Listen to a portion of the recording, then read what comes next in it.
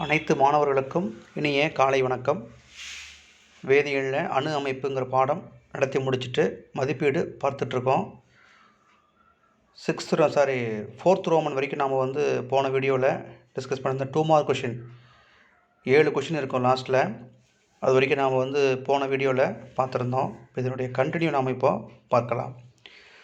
Fourth Roman முடிச்சிட்டோம். 5th Roman விரிவாக விடையளி 5 mark question இதில் இருக்குது. அதில் ஃபஸ்ட்டு கொஷின் பார்த்திங்கன்னா, அடிக்கோடிடப்பட்டுள்ள தனிமங்களின் இணைதிறனை காண்கங்கிறாங்க. அப்போது அந்த வாய்ப்பாட்டில் எந்த தனிமத்திற்கு கீழே கோடு போட்டிருக்காங்களோ அதனுடைய இணைதிறனை நாம் கண்டுபிடிக்கணும். இது எப்படி கண்டுபிடிக்கிறதுங்கிறதுக்கு நான் ஆரம்பத்திலே உங்களுக்கு ஒரு வீடியோ போட்டிருந்தேன். அது இப்போ பார்த்திங்கன்னா உங்களுக்கு ரொம்ப ஈஸியாக இருக்கும்.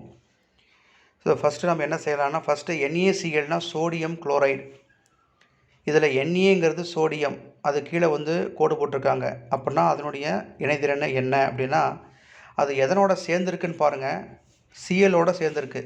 ஒரு குளோரினுடைய இணைதிறன் 1. அப்போது அதனுடைய இணைதிறனாக இதுக்கு எழுதணும். அப்போது சோடியத்தினுடைய இணைதிறனும் 1. கார்பன் டை ஆக்சைடில் Cனா கார்பனுக்கு கீழே கோடு போட்டிருக்காங்க.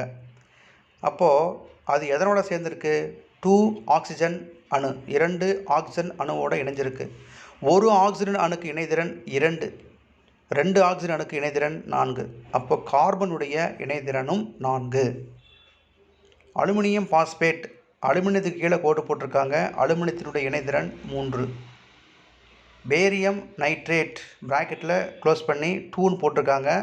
ஸோ அதுதான் பேரியத்துக்கு போடணும். அதாவது இங்கே அயனி தொகுப்பில் நீங்கள் இணைதிறனை கண்டுபிடிக்கிறது எப்படிங்கிறது நம்ம நடத்தியிருப்போம். இந்த நைட்ரேட்டுக்கு பாஸ்பேட்டுக்கு நேர இணை எதிரணியில் பார்த்தோம் இல்லையா, அந்த இணைதிறனை கண்டுபிடிக்கும்போது பார்த்திங்கன்னா இதெல்லாம் அதில் வரும். பாஸ்பேட்டுக்கு எப்படி, நைட்ரேட்டுக்கு எப்படி அப்படிங்கிறதெல்லாம் கொடுத்துருப்பாங்க. ஸோ இங்கே பேரியத்துக்கு இணைதிறன் 2. கால்சியம் குளோரைடு, கால்சியத்துக்கு கீழே அண்டர்லைன் பண்ணியிருக்காங்க. அது எதனோட சேர்ந்துருக்கு? குளோரினோட சேர்ந்துருக்கு. ஒரு குளோரினுடைய இணைதிறன் 1, 2 குளோரினுடைய இணைதிறன் 2. அப்போது கால்சியத்துக்கு இணைதிறன் 2. இந்த மாதிரி இணைதிறனை நம்ம கண்டுபிடிக்கணும். ரெண்டாவது கேள்வி, கீழ் காண்பவற்றின் வேதி வாய்ப்பாட்டை எழுதுக. Aluminium sulphate Al2SO4 த்ரைஸ்னா 3. Barium chloride BaCl2. Silver nitrate AgNO3. Magnesium oxide MgO. நிறைய வேதிச்சேர்மங்கள் இருக்குது. அதனுடைய வேதியியல் வாய்ப்பாடெல்லாம் நிறைய நீங்கள் தெரிஞ்சுக்கணும். இவங்க சும்மா ஒரு 4 தான் முக்கியமானது மட்டும் கொடுத்துருக்காங்க. மறக்காதீங்க. 2 மார்க்கில் கண்டிப்பாக இது மாதிரி கேட்கலாம். வேதியியல் வாய்ப்பாட்டை எழுதுகன்னு 2 மார்க்கில் ஏதாவது 2 கொடுத்துருப்பாங்க. கீழ்கண்ட வினைகளுக்கான முற்று பெறா வாய்ப்பாட்டினை எழுத சொல்கிறான். எழுதி அதை சமன் செய்க. கொடுத்துருக்கிறது பார்த்திங்கன்னா வார்த்தையில் கொடுத்துருக்காங்க. நீங்கள் முற்று பெறான்னா நீங்கள் அதை வார்த்தையாக கொடுத்துருக்கிறத வாய்ப்பாட்டை மட்டும் எழுதுங்க. அது முற்று பெறாத வாய்ப்பாடு, அதாவது சமன் செய்யப்படாத வாய்ப்பாட்டை எழுதுங்க. அதுக்கப்புறம் அதை சமன் செய்யுங்க அப்படிங்கிறாங்க. முதலாவது பார்த்திங்கன்னா, கார்பன் கூட்டல் ஆக்சிஜன் என்ன கிடைக்குது? கார்பன் டை ஆக்சைடு கிடைக்குது. இதை நம்ம வார்த்தையால் கொடுத்துருக்காங்க. முதல்ல சமன் செய்யப்படாத சமன்பாட்டை எழுது. Carbon C, oxygen O2, carbon டை ஆக்சைடுக்கு CO2.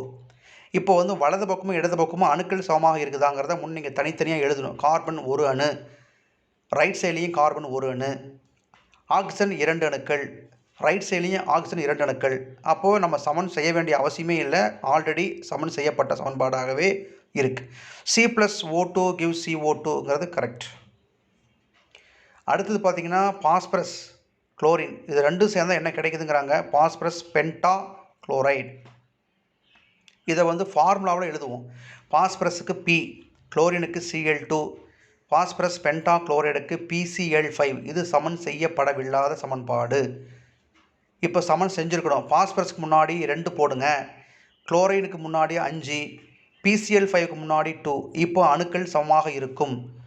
2 பக்கமும் பாஸ்பரஸ் 2 அணுக்கள், குளோரின் 10 அணுக்கள். கரெக்டாக இருக்கான்னு பாருங்கள். இப்போ சமன் செய்து விட்டது. அடுத்தது பாருங்கள், சல்ஃபர் கூட்டல் ஆக்சிஜன் என்ன கிடைக்கும்? Sulphur dioxide. சல்ஃபருக்கு S, ஆக்சிஜனுக்கு O2, சல்ஃபர் டை ஆக்சைடுக்கு SO2. இது சமன் செய்யப்படாத சமன்பாடு. ஆனால் ஆல்ரெடி சமன் செஞ்ச மாதிரியே அமைஞ்சு போச்சு. 2 பக்கமும் சல்ஃபர் 1 அணு, 2 பக்கமும் ஆக்சிஜன் 2 அணுக்கள். ஸோ சமன் செய்யப்பட்ட சமன்பாடாக பண்ணிட்டோம். கடைசியாக பாருங்கள், மெக்னீஷியம் கூட்டல் ஹைட்ரஜன் குளோரைடு என்ன கிடைக்குது? மெக்னீஷியம் குளோரைடு கூட்டல் ஹைட்ரஜன் கிடைக்குது. சரி, மெக்னீஷியத்துக்கு Mg, ஹைட்ரஜன் குளோரைடுக்கு HCl, மெக்னீஷியம் குளோரைடுக்கு MgCl2, ஹைட்ரஜனுக்கு H2. இது சமன் செய்யப்படாத சமன்பாடு. அணுக்களை பொறுத்து 2 பக்கமும் எவ்வளோங்கிறத முன்னே எழுதணும். அப்படி எழுதும்போது பார்த்திங்கன்னா HClக்கு முன்னாடி 2ன்னு போடணும். ஏன் அப்படின்னா சமன் செய்யப்படாத சமன்பாட்டில் பார்த்திங்கன்னா மெக்னீஷியம் கரெக்டாக இருக்கும், 2 பக்கம் மெக்னீஷியம் 1 தான். ஆனால் இந்த குளோரினும் ஹைட்ரஜனும் பார்த்திங்கன்னா சமமாக இல்லை.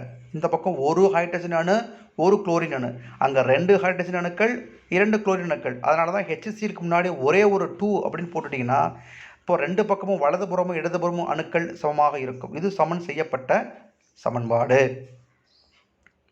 இந்த மாதிரி வார்த்தையில் கொடுக்கக்கூடிய வேதி சமன்பாட்டை நாம் சமன் செய்யப்படாத சமன்பாட்டை எழுதி அதை எப்படி சமன் செஞ்சுருக்கிறோங்கிறது இது மாதிரி எழுதணும். 5 மார்க் கேள்வியில் கண்டிப்பாக உங்களுக்கு இது கேட்பாங்க. ஸோ இன்றைக்கி பார்த்திங்கன்னா 5th ரோமனில் 1வது கேள்வி, 2வது கேள்வி, 3வது கேள்வி வரைக்கும் நம்ம பார்த்துருக்கோம். இதனுடைய தொடர்ச்சியை அடுத்த வகுப்பில் பார்க்கலாம். நன்றி.